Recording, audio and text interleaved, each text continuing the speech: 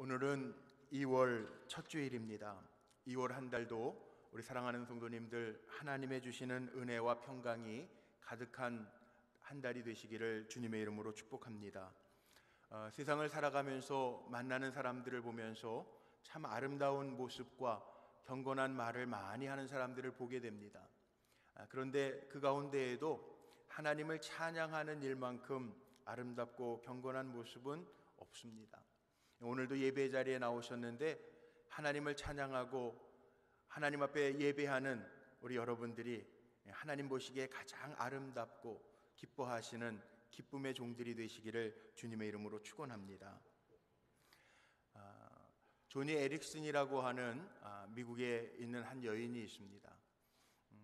희망 노트라고 하는 책에도 나오고 요즘에 한참 유행하는 팀 켈러 목사님의 시리즈 가운데에도 나오는 여인인데, 이 조니 에릭슨 타다라고 하는 여인이 17살 때 다이빙 선수였는데 메릴랜드의 체스픽 베이라고 하는 곳에서 다이빙 연습을 하다가 허리를 다쳐서 이 목 아래는 전신 불구가 됐습니다. 그런데 이 에릭슨 타다는요, 그리스도인이었어요. 예수 믿는 사람에게 왜 이런, 또 예수 믿는 많은 사람들 가운데 왜 하필이면 나에게 이런 시련 감당 못할 만한 일이 생겼는가. 믿음이 크지 않은 어린 시절이었기 때문에 더더군다나 하나님을 원망하면서 지냈습니다. 얼마나 비참한 삶을 살았을까요? 목 이하에는 아무 데도 쓸 수가 없어요. 움직일 수조차 없어요. 근데 어느 날 기도하다가 보니까 이런 생각이 들었습니다. 하나님, 나 이런 몸이라도 하나님 앞에 쓰임받을 수만 있다면 내 입의 원망을 제하고 하나님을 찬양하면서 살겠습니다. 이렇게 고백하는 기도를 드리게 되었습니다. 이 기도를 드린 후에 가만히 생각해 보니까 이 목 위에는 쓸 수 있잖아요.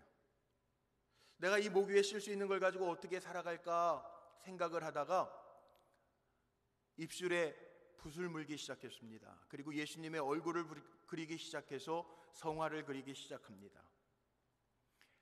이 조니 에릭슨 타다의 이야기가 퍼져나가면서 미국의 큰 볼펜 회사에서 저를 모델로 광고를 찍으려고 부탁을 했는데, 이 조니 에릭슨 타다가 어떤 제안을 했냐면, 광고 승낙을 하면서 제가 찍는 광고에는 꼭 한 줄 광고가 들어가야 되는데, 그 한 줄 광고는 영어의 머리 끝자를 따서 PTL, Praise the Lord라고 하는 단어를, 하나님을 찬양하라 라고 하는 단어를 꼭 넣어주세요. 이렇게 삽입하기로 하고, 광고에 PTL이라고 하는 하나님을 찬양하라 라고 하는 이 문구를 넣는 것으로 하고 광고를 찍기 시작했습니다. 저의 인생이 달라지기 시작합니다. 원망으로 일관했던 인생이 자신을 쓰시는 하나님을 보면서 놀라게 되고 하나님을 찬양하며 그 파급력이 미국의 온 사람들에게 퍼져가기를 시작하면서 희망 노트라고 하는 책입니다. 노란색 책인데요, 그 책의 주인공이고 저의 입으로 고백하는 것들을 다 기록해서 많은 사람들에게 희망을 주는 희망 전도사요, 복음 전도자요, 또 인권 운동을 하는 귀한 분으로 쓰임받고 있습니다. 자, 원망이라고 하는 거 우리 살아가면서 종종 우리의 입술로 많이 원망하죠. 왜 나에게 이런 일이, 하필이면 나에게 이런 일이, 그러면서 원망할 때가 참 많이 있습니다. 그런데 역경 중에서도 원망하지 마시고 조니 에릭슨 타다처럼 나를 지금까지 살게 하신 하나님, 그 은혜를 찬양하면서 살 수 있는 우리 성도들이 되시기를 주님의 이름으로 축복합니다. 찬송가 370장 보면 주 안에 있는 나에게 딴 근심이 있을까라고 하는 찬양 가운데 두려움이 변하여 기도가 되고 한숨이 변하여 찬양이 된다라고 하는 가사가 있어요. 우리 헤세드 찬양대가 지난 2월 월삭 새벽 기도회 때 찬양해 주셨던 것처럼, 때로는 우리의 환경이 두려운 환경이 놓이지만 그 두려움 속에서 우리가 원망하고 주저앉는 것이 아니라 두려움이 기도가 되고 한숨이 찬양이 되는 은혜가 저는 우리 사랑하는 성도님들의 인생 가운데 펼쳐지시기를 주님의 이름으로 축복합니다. 왜 그러냐? 원망할 때에는 자신의 삶이 내려가는 것처럼 느껴집니다. 그런데 자신의 삶 속에서 하나님을 찬양할 것들을 생각해내면 하나님은 그 찬양을 통해서 더 큰 영광을 받으실 줄로 믿습니다.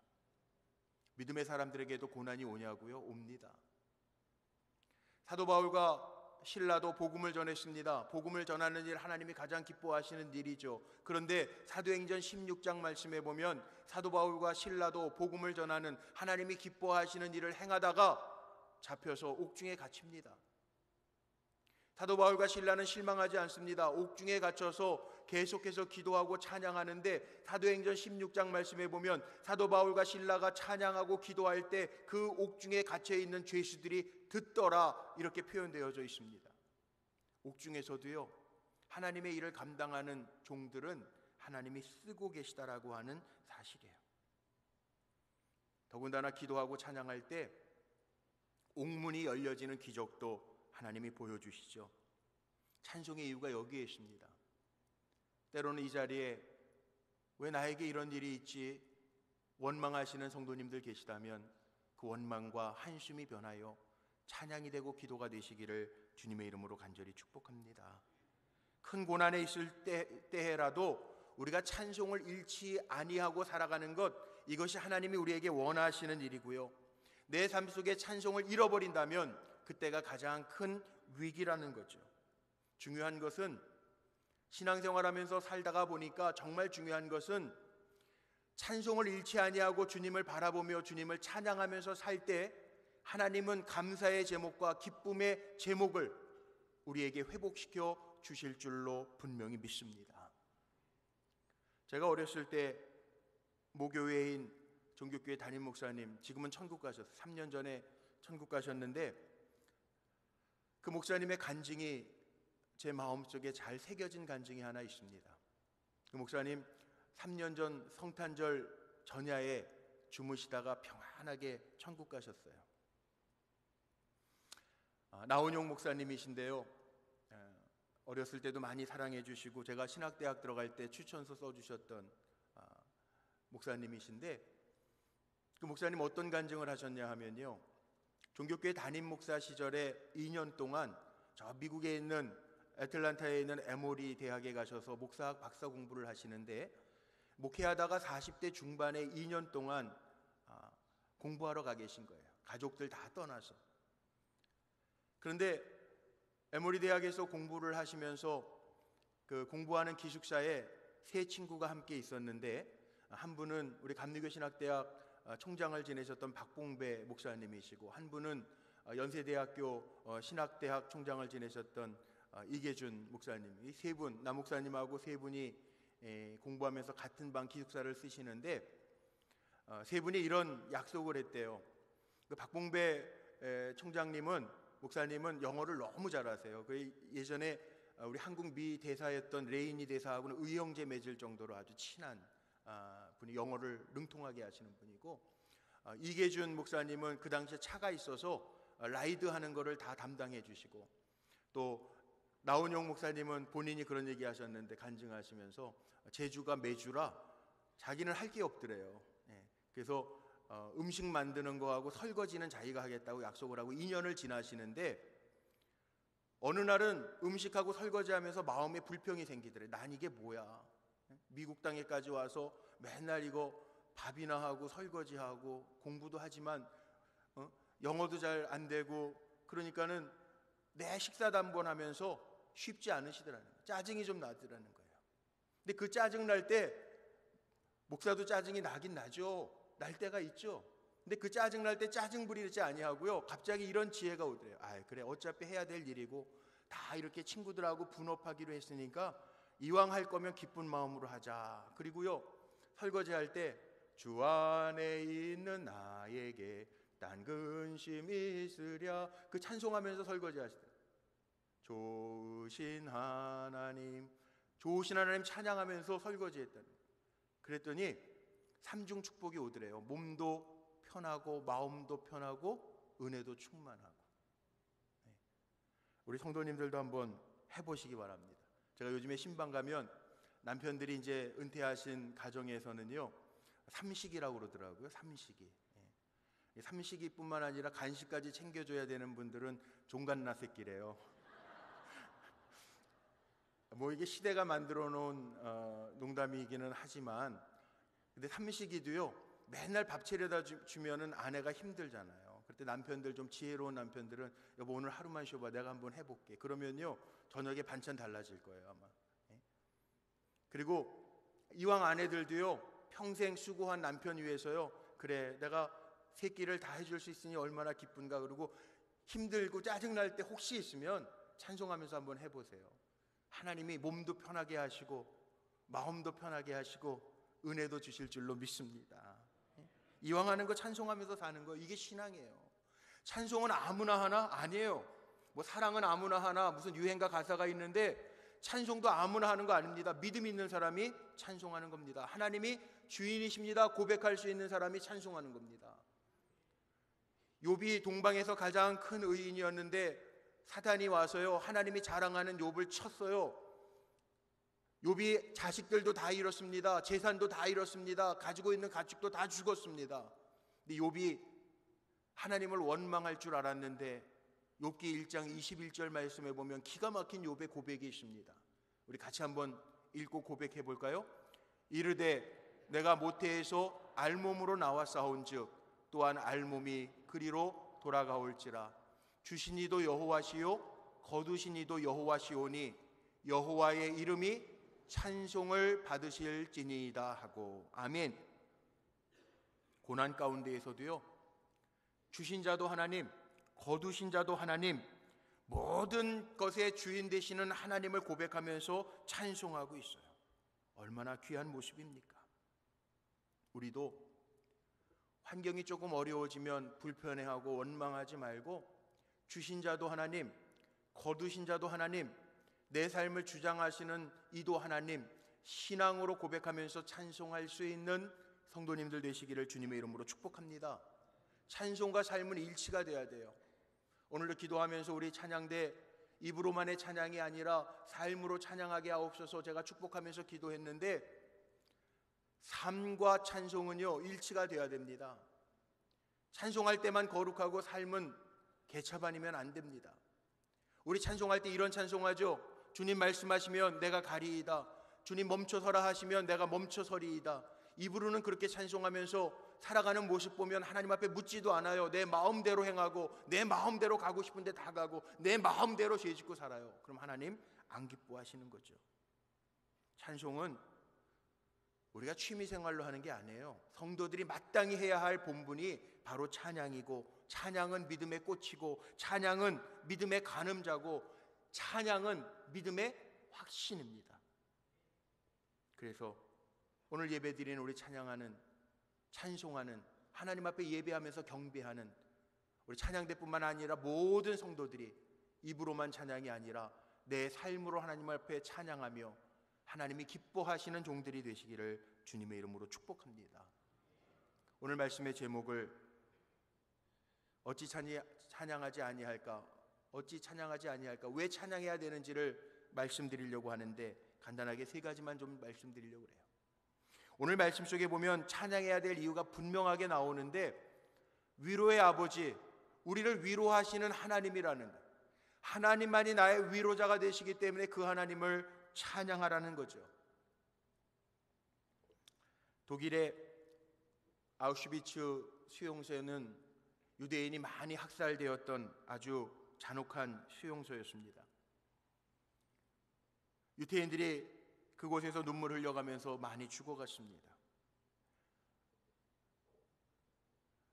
하나님 어찌하여 우리를 이렇게 버리시나이까? 하나님 어찌하여 우리를 이렇게 죽게 하십니까? 도대체 하나님은 어디 계십니까? 유대인들이 그렇게 울부짖었던 곳입니다. 근데 연합군들이 독일이 지배하던 그 수용소를 탈환하고 나서 감옥을 다 이렇게 점검하다 보니까 한쪽 벽면에 우리가 지금도 부르고 있는 304장 찬송의 가사, 그 크신 하나님의 사랑 말로 다 형용할 수 없네, 하늘을 두루마리 삼고 바다를 먹물 삼아도 다 기록할 수 없네라고 하는 그 찬양이요 한쪽 벽면에 있어요. 이 지옥과 같은 수용소에서 죽음만 기다리던 사람 가운데에서도 하나님의 사랑을 노래하고 찬양하는 사람이 있었더라는 거죠. 더 놀라운 것은 그 찬양 가사 밑에 또 다른 병사가 기록해 놓은 하나님은 여기에 계십니다라고 하는 글도 보여줬다라는 거예요. 기억하십시오. 우리가 살아가다 보면 시편 23편에 나오는 것처럼 사망의 음침한 골짜기로 지날 때도 있습니다.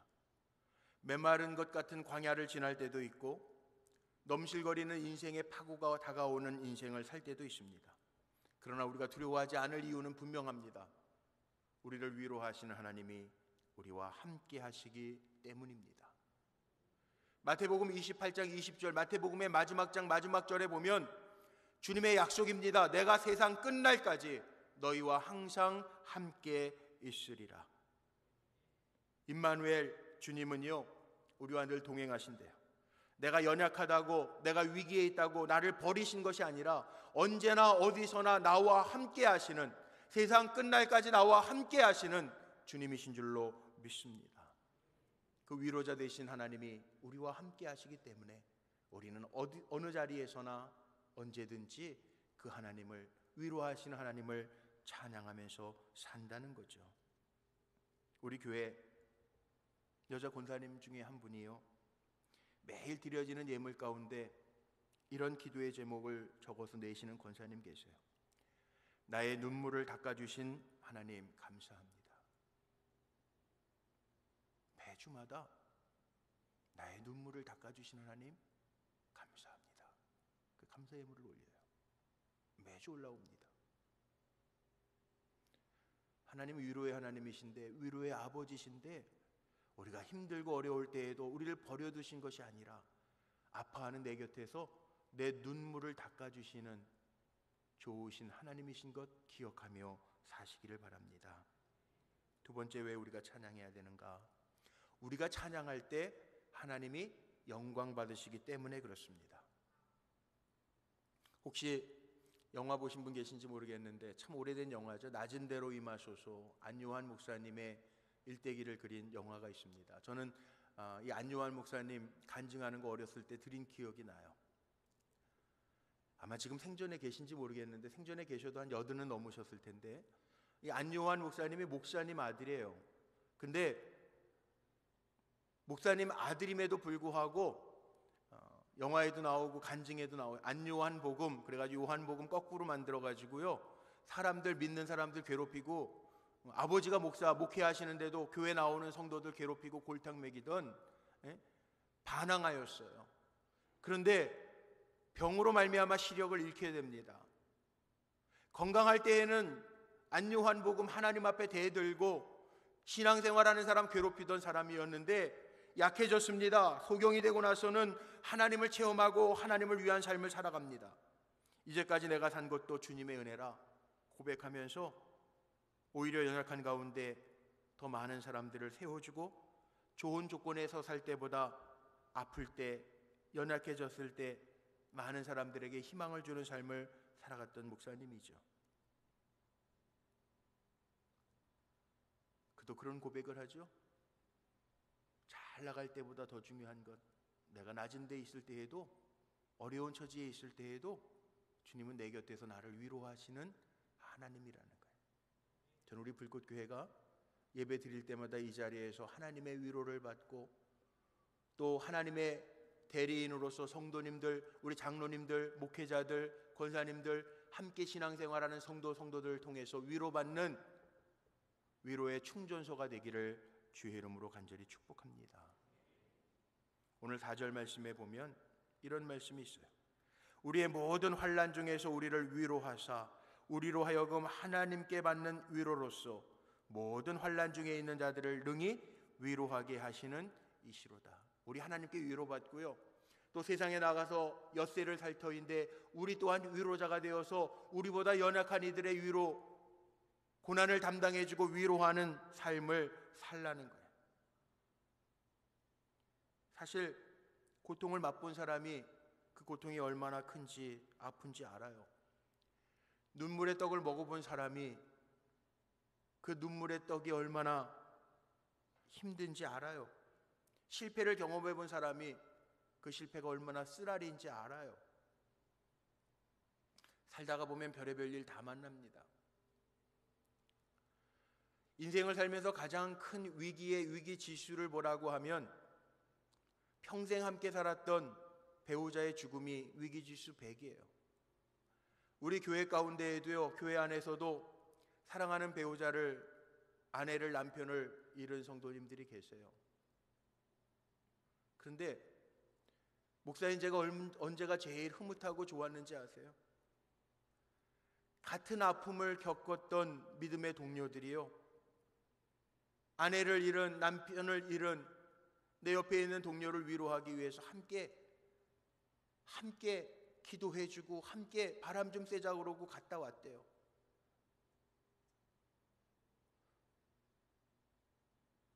그 얘기를 들으면서 제 마음에 참 큰 기쁨이 되더라고요.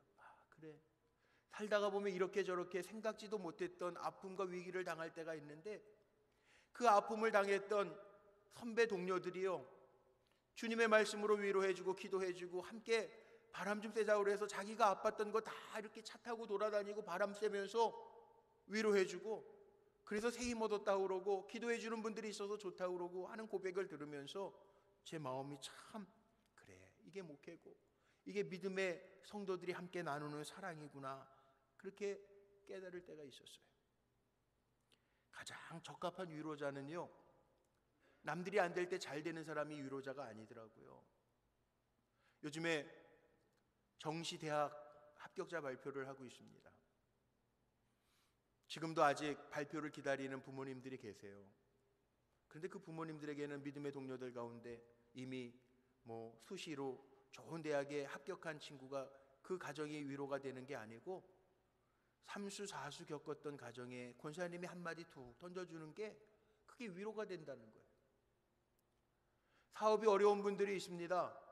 어려운 중에도 잘 되기를 축복하고 기도하지만, 그분이 위로받는 것은 사업 잘 되는 분이 괜찮아 기다려봐 이렇게 하는 말이 아니라, 자기도 부도 맞아보고 힘들어서 쫓겨다녀 보다가 하나님의 은혜 가운데 회복한 분이 한마디 던지는 게 위로가 되더라는 거예요. 오늘 4절 말씀해 보니까 하나님이 우리를 위로하시고요, 우리 예수 믿는 사람에게는 고난이 없을 것 같은데 고난도 함께 오는 이가 하나님이 우리를 위로하시는 하나님이신 것 알게 하시고, 또 우리가 그 위로를 받아 우리도 고난당하고 어려운 사람을 위로하는데 쓰시기를 원하시는 하나님의 섭리가 있음을 우리에게 보여주고 있어요.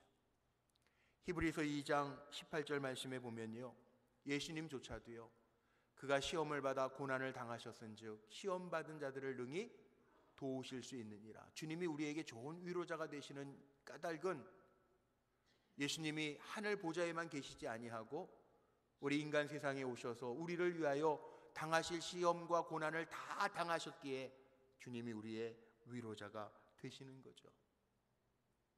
어제도요,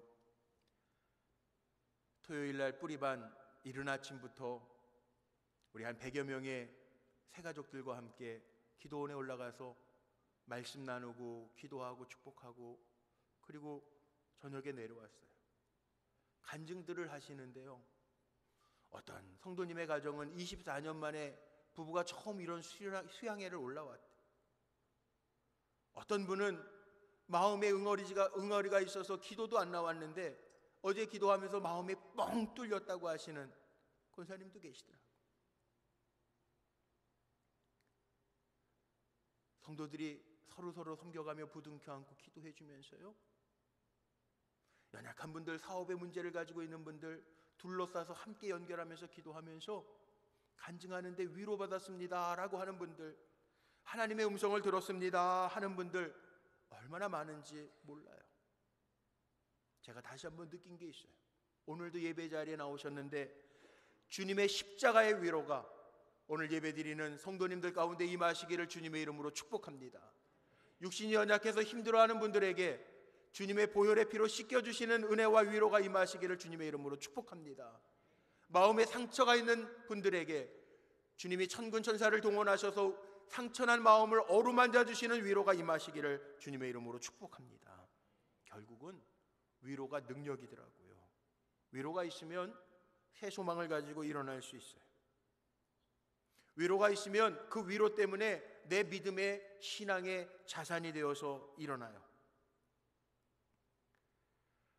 언제나 어떤 자리에서나 그 위로하신 하나님 바라보면서 찬양이 끊이지 아니하고 주님을 찬양하면서 살면 하나님 그 찬양을 받으시고 영광 중에 우리에게 더 큰 은혜를 부어 주실 줄로 믿습니다. 마지막 세 번째는 우리가 찬양해야 할 이유는 하나님만이 우리의 의지가 되기 때문에 그래요. 오늘 교독문 64번 시편 148편 교독문을 함께 교독했는데요. 아무 생각 없이 교독하셨는지 모르겠지만 그 교독문 가운데 그런 교독이 나왔죠. 해와 달과 별들아 하나님을 찬양하라. 아니 어떻게 질문하면 이런 질문도 할 수 있을까? 어떻게 해와 별과 달들이 동식물들이 하나님을 찬양합니까? 그렇게 물으실 수 있는 분도 있을지 모르겠어요. 그런데요, 정말 요사이의 학자들이 연구한 바에 의하면 하나님의 역사가 있다는 거예요. 소들도요, 믿음 있는 분들 소에 젖을 짜는데 젖소를 길러서 젖을 짜도요, 찬양을 틀어놓고 기르는 소의 젖이 훨씬 더 많이 나온대요. 아멘 안 하셔도 그렇게 통계가 있어요. 여기 가까운 수원의 오산농협에서 그 오이 재배하시는 믿음의 집사님이요, 정말 비닐하우스에다가 한 비닐하우스에는 찬양을 틀어놓고 하나는 그냥 오이 재배를 했대요. 그런데 찬양을 틀어놓은 비닐하우스에 평당 10,000원 수확이 더 많았대요.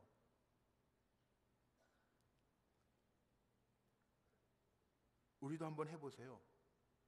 운전하실 때에도 맹으로 운전하시는 것보다 찬양 들으면서 한번 운전해보세요. 달라질 거예요. 하나님이 우리를 그렇게 만들어 놓으셨어요. 왜?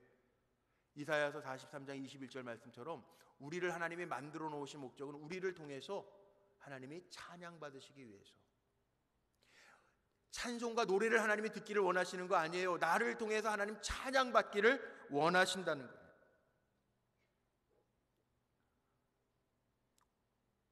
하나님의 말씀을 붙들고 찬양하면서 살면 하나님의 큰 역사가 우리에게 임할 줄로 믿습니다. 1887년에요. 미국 시카고에 큰 불이 났는데 그때 무디 목사님, 미국 복음 전도자로 유명했던 무디 목사님 교회가 불탔습니다. 근데 옆에서 지켜보던 사람 중에 한 사람이 무디 목사님을 알아보고, 목사님, 아이고 교회도 이렇게 불타는데 하나님 뭐 하십니까? 그리고 빈정거렸대요. 무디 목사님 뭐라고 얘기를 했냐면, 하나님이 더 좋은 교회 주시려고 하나님이 작업하시는 겁니다. 그렇게 대답했대요. 이 빈정거리는 사람이 무디 목사님에게 뭐라고 질문을 또 했냐면, 그 목사님 교회 다시 질 돈은 가지고 나오셨습니까? 이렇게 물어보니까 무디 목사님 뭐라고 대답을 했냐 하면, 화재 때문에 아무것도 못 가지고 나왔지만 하나님의 말씀 성경책을 들어보이면서요, 써도 끝이 없는 하나님의 금고인 이 성경책 들고 나왔습니다. 고백했대요. 근데 결국은 정말 이 무디 목사님의 믿음의 고백처럼 영국 복음 집회를 마치고 와서 그곳에 새로운 아름다운 교회를 새롭게 지었대요. 오늘 주보 보시면 다른 날하고 조금 다르게 주보 교회 소식란에 매일 성경 읽기 칸을 하나 만들어 놨습니다. 보이시죠? 제가 금년 초부터 기도와 하나님의 말씀과 기도로 더 거룩해지는 교회라고 하는 거 선포하고 말씀을 전하고, 금요철야 때도 다시 기도로 다시 말씀으로라고 하는 주제를 가지고 계속 말씀을 전했어요. 지금 온라인 오프라인 상으로 우리 교회 기도 모임들이 아주 활성화되고 있고, 중보기도 팀들이 수시로 가동되고, 또 카톡 중보 기도자로 세워지기를 원하시는 분들에게는 다 연결해서 기도방들이 계속 진행되고 있어요. 그런데 말씀을 읽는 것, 물론 연초에 성경 통독 일독을 이미 했지만 속독하는 거 말고요, 저에게 성도님들이 물어보시는 분들이 있어요. 말씀을 어떻게 읽을까요, 목사님? 그래서 제가 감리교회 하늘 양식이라고 하는 매일 예배서가 있는데, 그 예배서의 맨 마지막 줄에 나와 있는 순서대로 성경을 읽어가면 1년에 일독할 수 있어요. 그거에 따라서 오늘 레위기에서부터 시작해가지고 12월 31일 가면 마지막 요한계시록 22장이 끝나집니다. 앞에다가 체크를 하라고 네모박스까지 만들어놨습니다. 여러분 한번 올 한 해 사시면서 하나님이 우리에게 감동하신 말씀대로 하나님의 말씀과 기도로 이 한 해를 살아가면 나라가 힘들고 어렵지만, 때로는 경제적으로도 힘들고 어렵지만 하나님 말씀대로 이루시는 역사를 보여주실 줄로 믿습니다. 기도하고 말씀으로 하나님을 의지할 때 하나님은 우리가 정말 하나님을 의지하는 것 아시고 하나님은 우리에게 큰 은혜를 베풀어 주실 줄로 믿습니다. 왜냐하면 성경에 그렇게 기록되어 있어요. 의지하는 자를 하나님이 도우신대. 사람은 의지하는 사람이 자꾸 의지하고 기대면 불편한데 하나님은 의지하는 자를 도우신대요. 찬송가는요 유행이 없더라고요. 보통 좋아하는 드라마 OST라고 그러죠. 그거 좋아하는 거 많이 들어보세요. 그 한물 가면은 안 들어요. 그런데 찬송가는 유행이 없어요. 언제나 들어도 은혜가 되고요, 내 마음에 따라 부르고 싶고 따르고 싶고 마음이 뜨거워지는 찬송들이에요. 그 찬송에는 유행가가 없더라고요.